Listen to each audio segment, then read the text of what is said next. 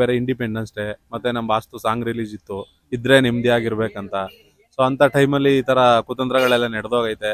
So ಏನು ಮಾಡೋಕ್ಕಾಗಲ್ಲ. ನಾವು ಅವ್ರ ಅಭಿಮಾನಿಗಳಾಗಿ ಹಿಂದೆ ಸಾರಥಿ ಸಿನಿಮಾ ಬಂದಾಗ್ಲೂ ಇದೇ ತರ ಅವ್ರಿಗೆ ತೊಂದರೆ ಆಗಿತ್ತು. ಇವಾಗ್ಲೂ ಅದೇ ತರ ಆಗಿದೆ. ಅವಾಗ್ಲೂ ಫಿನಿಕ್ಸ್ ತರ ಬಂದಿದ್ರು, ಇವಾಗ್ಲೂ ಅದಕ್ಕಿಂತ ಬೇರೆ ಲೆವೆಲ್ ಬರ್ತಾರೆ, ಅದೊಂದು ನಂಬಿಕೆ ಇದೆ ನಮ್ಗೆ. ಇವಾಗ್ಲೂ ನಮ್ಗೆ ಇಷ್ಟೇ ಸರ್, ನಮ್ ಬಾಸ್ ಏನು ತಪ್ಪು ಮಾಡಿಲ್ಲ ಅನ್ನೋದೇ ನಮ್ಮ ಮನ್ಸಲ್ಲಿರೋದು. ಯಾಕೆಂದ್ರೆ ನಾವು ಬಾಸ್ ಆದಿಯಿಂದ ಬಂದಿರೋರು, ನಮ್ಗೆ ನಮ್ಮ ಬಾಸ್ ಏನು ಅಂತ ನಮ್ಗೆ ಗೊತ್ತು.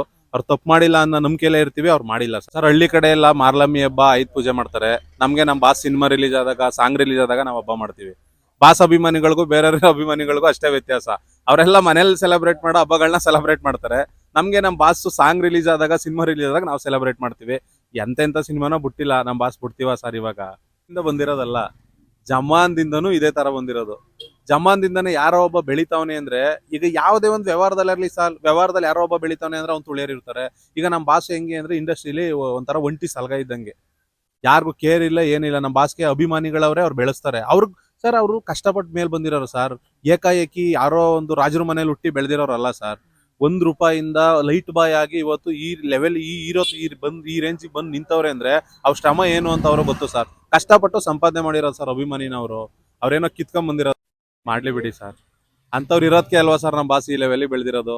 ಆತರ ಅವ್ರು ಹಾಲು ಕುಡಿದ್ರೆ ಅಲ್ವಾ ಸರ್, ಅವ್ರು ಹಾಲು ಕುಡಿದ್ರೇನೆ ನಮ್ಮ ಬಾಸು ಅಭಿಷೇಕ ಅವ್ರು ಕುಡಿತಾರೆ, ನಾವು ಅಭಿಷೇಕ ಮಾಡ್ತೀವಿ ನಮ್ಮ ಬಾಸ್ಗೆ. ಕುಡ್ಕೊಳ್ಳೋರು ಕುಡ್ಕೊಳ್ಳಿ, ಚೆನ್ನಾಗಿರೋ ನಮ್ಮ ಬಾಸು ಜೈಲಿಗೆ ಹೋಯ್ತವ್ರೆ ಅಂತ ಖುಷಿ ಪಡೋರು ಖುಷಿ ಪಡ್ಲಿ. ನಮ್ಗೆ ದುಃಖ ಇದೆ, ಏನು ಮಾಡಕ್ ಆಗಲ್ಲ. ನಮ್ಮ ಬಾಸ್ ಏನು ತಪ್ಪು ಮಾಡಿಲ್ಲ, ಆಚೆ ಬಂದೇ ಬರ್ತಾರೆ ಅನ್ನೋ ನಂಬಿಕೆಯಲ್ಲಿ ಇದ್ದೀವಿ. ನೋಡೋಣ ಸರ್. ತುಂಬಾ ಬೇಜಾರಾಗುತ್ತೆ. ಏನಪ್ಪಾ ಅಂತಂದ್ರೆ, ಸುಪ್ರೀಂ ಕೋರ್ಟ್ ಇಂದ ಇವತ್ತು ಬೇಲ್ ರದ್ದಾಗಿರ್ಬೋದು ಬಾಸ್ಗೆ. ಸೊ ನಮ್ಮಂತ ಕೋಟ್ಯಾಂತರ ಅಭಿಮಾನಿಗಳ ಮನಸ್ಸಿಂದ ಅವ್ರು ಯಾವತ್ತೂ ಹೋಗಲ್ಲ. ತುಂಬಾ ಬೇಜಾರಾಗ್ತಾ ಇದೆ, ಅದನ್ನ ಹೇಳಕ್ಕೆ ಆಗಲ್ಲ ಸರ್, ಅಷ್ಟೊಂದು ಬೇಜಾರಾಗ್ತಾ ಇದೆ. ಸೊ ಈಗ ಏನು ಮಾಡಕ್ಕಾಗಲ್ಲ. ಈಗ ಸುಪ್ರೀಂ ಕೋರ್ಟ್ ತೀರ್ಪಿಗೆ ನಾವೆಲ್ಲರೂ ತಲೆ ಬಾಗ್ಲೇಬೇಕು. ಅದಕ್ಕಿಂತ ದೊಡ್ಡವ್ರು ಯಾರು ಇಲ್ಲ. ದರ್ಶನ್ ಅಭಿಮಾನಿಗಳು ಯಾರು ಆ ತರ ಮಾಡಿಲ್ಲ ಸರ್. ಈ ಎಲ್ಲ ಕೆಟ್ಟ ನನ್ ಮಕ್ಳು ಇರ್ತಾರೆ ನೋಡಿ, ಈ ಬೆಳೆಯೋರ್ನ ತುಳಿಯೋರು, ಈಗ ಅಂತವ್ರು ಇಂಥವ್ರು, ಈಗ ಪುಡಾರಿಗಳೆಲ್ಲ ಉಟ್ಕೊಂಡವ್ರಲ್ಲ ಸರ್, ಅವ್ರ ಹೆಸರು ಹೇಳ್ಕೊಂಡು ಬೇಳೆ ಬೇಯಿಸ್ಕೊಳ್ಳೋದು, ಬೇಳೆ ಬೇಯಿಸ್ಕೊಂಡಾದ್ಮೇಲೆ ಅವ್ರನ್ನ ತಿನ್ ತಟ್ಟೆಗೆ ಅದೇನೋ ಇದ್ ಮಾಡ್ಬಿಟ್ಟು ಹೋಯ್ತಾರೆ ಅಂತಾರಲ್ಲ, ಆ ತರ ಈ ತರ ಕಾಂಟ್ರವರ್ಸಿ ಮಾಡೋದು, ಹೆಣ್ಮಕ್ಳುಗಳಿಗೆ ಕೆಟ್ಟ ಮೆಸೇಜ್ಗಳು ಹಾಕೋದು. ಆಕ್ಚುಲಿ ಇವ್ರು ಯಾರು ದರ್ಶನ್ ಅಭಿಮಾನಿಗಳೇ ಅಲ್ಲ ಸರ್ ಇವರು. ಆಮೇಲೆ ಇನ್ನೊಂದೇನಪ್ಪಾ ಅಂತಂದ್ರೆ, ಅಕಸ್ಮಾತ್ ಯಾರೋ ಒಬ್ರು ಮಾಡಿದ್ರು ಅನ್ಕೊಳ್ಳಿ. ಇವಾಗ ನೀವು ನನ್ನನ್ನು ಪ್ರೀತಿಯಿಂದ ಕರೆದ್ರೆ, ಬನ್ನಿ ಸರ್ ಮಾತಾಡಿ ಅಂತ ನಾನು ಪ್ರೀತಿಯಿಂದ ಬಂದಿದ್ದೀನಿ. ನೀವು ಬಾಗೋರು ಮಾತಾಡೋ ಅಂದ್ರೆ ತಿಕಂಶ ನಡಿಗುರು ಅಂತೀನಿ. ನಾನು ಸುಮ್ಮನೆ ಸರ್ ಬೇಜಾರ್ ಮಾಡ್ಕೊಡಿ ಅಂತ ಎಕ್ಸಾಂಪಲ್ ಹೇಳಿದ್ ನಿಮ್ಗೆ.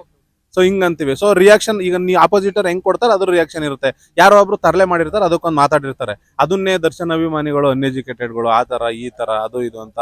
ಏನ್ ಗೊತ್ತಾ ಸರ್, ಇವಾಗ ಹೇಳಿಲ್ವಾ, ವಿಷ್ಣುವರ್ಧನ್ ಸರ್ ಅವಾಗಿದ್ದಾಗ್ಲೂ ಹಿಂಗೆ ತೊಂದರೆ ಕೊಟ್ರು. ಈಗ ಅವ್ರು ಸತ್ತಾಗ ಸರ್ಕಾರದವರು ಸಮಾಧಿ ಕೆಡವಿದ್ದಾರೆ, ಹಿಂಗೆ ತೊಂದರೆ ಕೊಡ್ತಾ ಇದ್ದಾರೆ. ಇವಾಗ ಬಾಸ್ಗೂ ಅದೇ ತರ ತೊಂದರೆ ಕೊಡ್ತಾ ಇದ್ದಾರೆ. ಅಭಿಮಾನಿಗಳು ಅವ್ರಿಗೂ ಒಬ್ರು ಇಬ್ರಲ್ಲ ಸರ್, ಕೋಟ್ಯಾಂತರ ಅಭಿಮಾನಿಗಳವ್ರೆ. ನಾವ್ ಯಾವ್ದನ್ನು ಕೇಸ್ ಕೊಟ್ಟಿದಾರಲ್ವಾ, ಈಗ ದರ್ಶನ್ ಅಭಿಮಾನಿಗಳೇ ಅವರು ಅಂತ ಏನ್ ಪ್ರೂವ್ ಆಗಿಲ್ವಲ್ಲ ಸರ್. ಅಲ್ಲಿ ಹೇಳ್ತಾ ಇದಾರೆ ಯಾರೋ ಬೇರೆ ನಟರ ಅಭಿಮಾನಿಗಳು ಫೇಕ್ ಐಡಿ ಕ್ರಿಯೇಟ್ ಮಾಡ್ಕೊಂಡು ಆತರ ಮೆಸೇಜ್ ಹಾಕೋರು ಅಂತ ಹೇಳ್ತಾ ಇದಾರಲ್ಲ. ಅವ್ರು ಯಾರೋ ದರ್ಶನ್ ಅಭಿಮಾನಿಗಳೇ ಅಲ್ಲ ಸರ್. ಆತರ ಕೆಟ್ಟ ಮೆಸೇಜ್ ಮಾಡೋರು ದರ್ಶನ್ ಅಭಿಮಾನಿಗಳೇ ಅಲ್ಲ ಸರ್, ಬಾಸ್ ಅಭಿಮಾನಿಗಳೇ ಅಲ್ಲ. ಯಾರೋ ಬಾಸ್ನ ತುಳಿಬೇಕು ಅಂತ ಆತರ ಫೇಕ್ ಐಡಿಗಳು ಕ್ರಿಯೇಟ್ ಮಾಡ್ಕೊಂಡು ಬಾಸ್ಗೆ ಒಂದು ಕೆಟ್ಟ ಹೆಸರು ತರಬೇಕು ಅಂತ ಮಾಡ್ತಾ ಇರೋದಷ್ಟೇ. ಅವ್ರು ಯಾರು ಬಾಸ್ ಅಭಿಮಾನಿಗಳಲ್ಲ ಸರ್. ಅದರಿಂದ ನಮ್ಮ ಬಾಸ್ಗೆ ಏನು ಎಫೆಕ್ಟ್ ಆಗಿಲ್ಲ. ಅದೇ ಎಲ್ಲೋ ಒಂದ್ ಕಡೆ ನೋವಾಗುತ್ತೆ. ನಮ್ಮಂತ ಫ್ರಾಂಟ್ ಆಗಿ ನಾವು ಬಾಸ್ ಅಭಿಮಾನಿಗಳಿದ್ವಲ್ಲ, ನಮ್ಮಂತವ್ರಿಗೆ ಯಾವನೋ ಮಾಡೋ ಕಚಡ ಕೆಲ್ಸಕ್ಕೆ ನಮ್ಗೊಂದ್ ಸ್ವಲ್ಪ ನೋವಾಗುತ್ತೆ. ಏನ್ ಮಾಡಕ್ಕಾಗುತ್ತೆ ಸರ್.